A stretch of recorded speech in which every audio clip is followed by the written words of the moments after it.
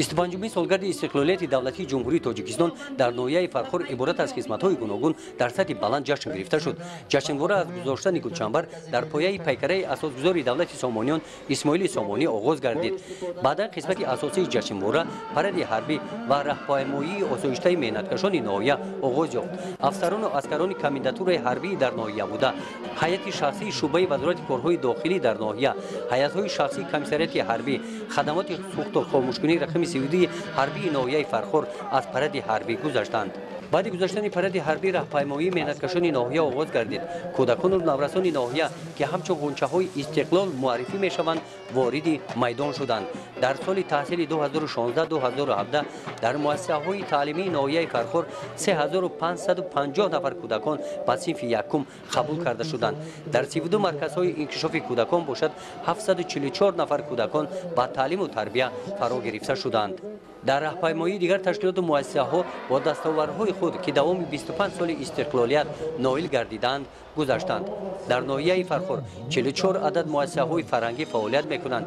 در ناحیه تئاتر مردمی، مکتب صنعت بچگانه، انسامبل ترانه و رقص فعالیت دارد. در تربیت حربی و تندرستی و ورزشی تکنیکی جوانان سهم تشکیلات جمعیتی مددگار مدافع کلان است. گروهی ولوسیپد سواران را بخش جوانان ورزش و سیاحی آماده نمودند. دسته فوتبال حاصلات ناحیه این سال در لیگ عالی فوتبال کشور بازی دارد. باعث افتخار است که در این ناحیه 3 دسته فوتبال در سطح جمهوری برآمد میکنند. در ناحیه 205 عدد انشاءات‌های ورزشی موجود میباشند. در این مدت ورزشکاران ناحیه 411 مدال به دست آوردند. در دوران صاحب استقلالی کشور ساحه معارف ناحیه به دستاوردهای کلان نائل گردید. در ناحیه 53 مؤسسه‌های تحصیلات میانه عمومی، 4 عدد مکتب‌های تحصیلات اساسی، 8 عدد مکتب‌های تحصیلات ابتدایی، 2 عدد لیسئی‌ها، 2 عدد گیمنازیاها، 10 عدد مؤسسه‌های تا مکتبی، 74 عدد مرکزهای انکشاف کودک فعالیت دارند. کشاورزان ناحیه امسال در میدان 27718 هکتار کشت زراعت‌های کشاورزی گذراندند.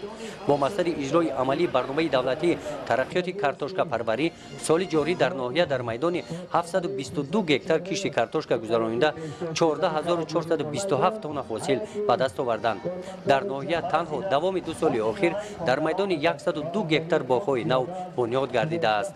جماعت‌های دهات ناحیه با دستاوردهای خود از میدان می‌گذرند. راهپیمایی آسایشته مهنتکشان ناحیه فرخور مساحت 5 کیلومتر درازی داشت. در راهپیمایی 16805 نفر ساکنان ناحیه اشتراک نمودند.